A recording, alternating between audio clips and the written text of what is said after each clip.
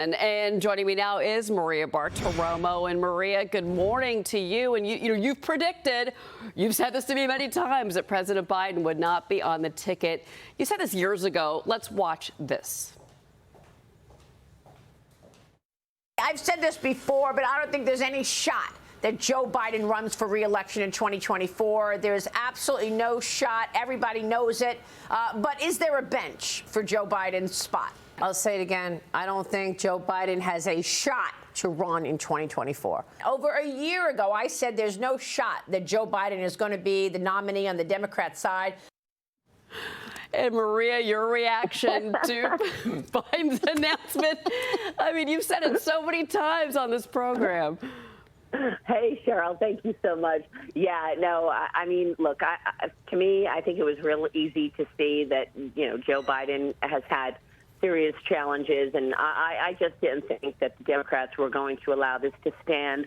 So I'm not surprised, Cheryl, that he is dropping out.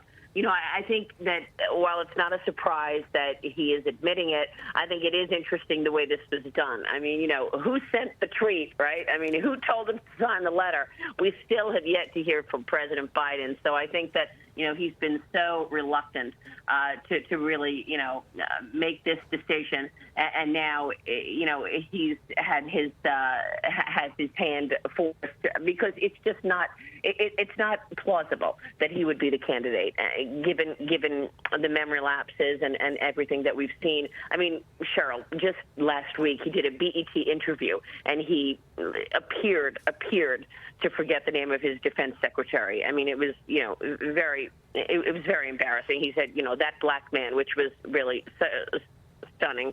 In any event, I think what's interesting here is that it's going to be hard for it not to be Kamala Harris.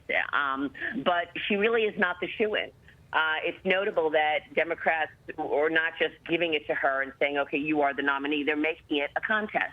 And the contest will play out in weeks. I suspect at the convention we will know who the Democrat nominee is.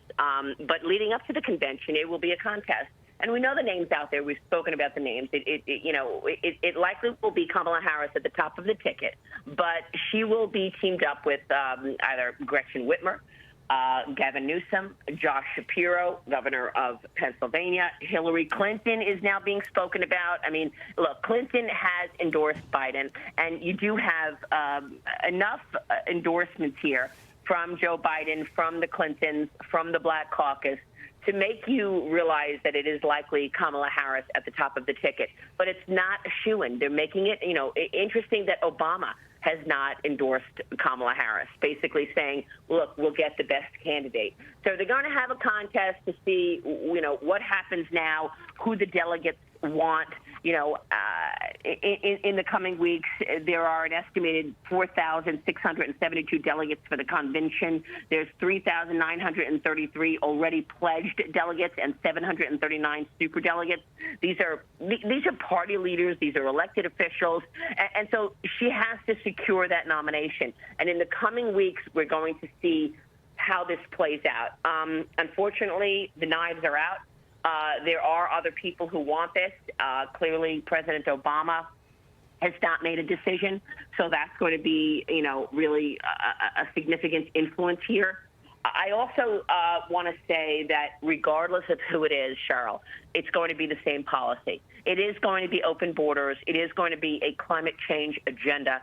It is going to be higher taxes, because the machine is now running things. The machine has been running things. When I say the machine, I mean the Democrat machine, Democrat leadership. Because when you look at the fact that President Biden is not going to be the nominee, then you have to ask yourself, if he's not the nominee, how is he governing the country? Who has been running the country? And it has been leadership in the Democrat Party.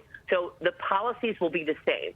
Another notable point that I would make here is the fact that we all knew something had to give.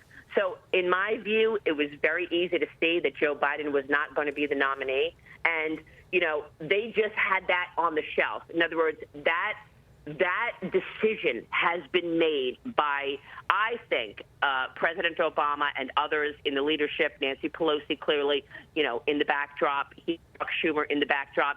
Ever since President Obama, and you remember the picture, Cheryl, ever since Obama put his hand on the back of Joe Biden and walked him off stage. In my view, that was Obama telling the Democrat leadership, telling the Democrat sort of population, I'll take care of this.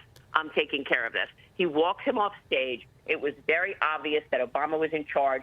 So this decision was on the shelf. They were waiting to decide when we were going to, unleash this. When are we going to get Joe to agree? I think it was very interesting that they unleashed this on the very day that Wisconsin Senator Ron Johnson unleashes a bipartisan investigation into the epic failure of the Secret Service, okay? So you always want to ask yourself, why now? Why now? They did this now, okay, to take the Secret Service investigation off the front page, because we knew this was happening. It could have happened next week. It could have happened in a couple of weeks, but they're not going to do it and wait when they have this epic failure. And, Kimberly Cheadle testifying this morning in front of the House Oversight Committee to find out this epic failure on the Secret Service, and Donald Trump got shot.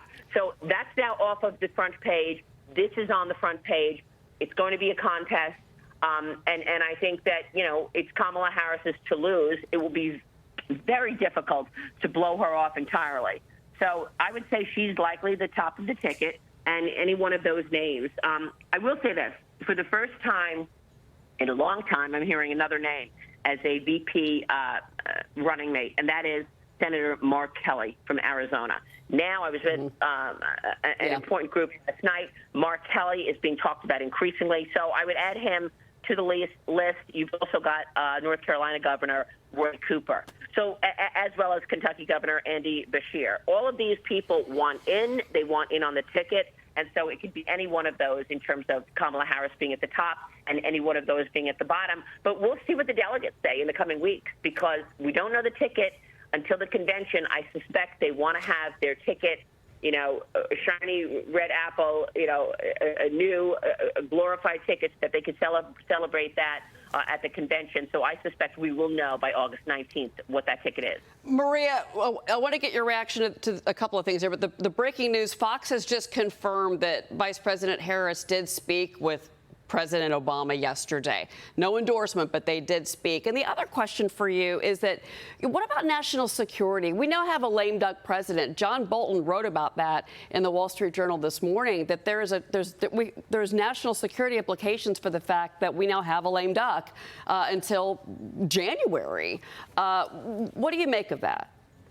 Well, look, I think it's very concerning, Cheryl, that national security really has become, for me, one of the most important priorities here. I mean, you've got our adversaries watching this play out, watching this disarray in the Democrat leadership, certainly. And I think right now what you've got happening is our adversaries getting ready for a Trump return to the White House. But, there's no doubt that this new conviction on the part of the Democrat Party makes a GOP wave perhaps less likely without Biden as the nominee. Biden as the nominee, it would have been a major GOP wave. But I think right now, adversaries are watching the disarray in America, and there's no doubt that it increasingly makes America vulnerable. But we've been vulnerable because of President Biden being at the ticket. I mean, just the way I saw, like saying there's no shot. I mean, there was no... there was no happiness in me saying there's no shot. I don't really want to see such a vulnerability play out in America. But, communist China has been taking advantage of America now for decades, whether it be stealing intellectual property, surveillance programs, sending the surveillance balloon in, trying to surveil our military installations, propaganda, considerable propaganda coming out in terms of trying to sow unrest in the country. And that will continue. You've got 30 to 50,000 Chinese nationals having come in to the open border. We don't know what their role will be come November 5th. We don't know if they're going to try to, create unrest, and then it will look like Americans don't like the results of the election. Meanwhile, it's lots of adversaries creating unrest. Same with Russia. I thought it was notable in President Trump's speech at the RNC the other day when he said, look, bring our hostages back. We want our hostages. And if you don't, it's going to be major problems for you. You're going to pay a big price. Interesting that Trump said that. We'll see. We'll see between November 5th, if in fact we do see a Trump return and January 20th when the inauguration is. We'll see what happens with Russia because Trump wasted no time putting that warning out there, and that was significant that Trump said that. So yes, I think you raised the right point in terms of national security. We don't know what will happen in the coming months before the election, but certainly this disarray does not look good based on what our adversaries may be thinking. Maria, thank you for calling in, and I'll see you tomorrow morning. All right. Have a great day. Thank you so much. Maria.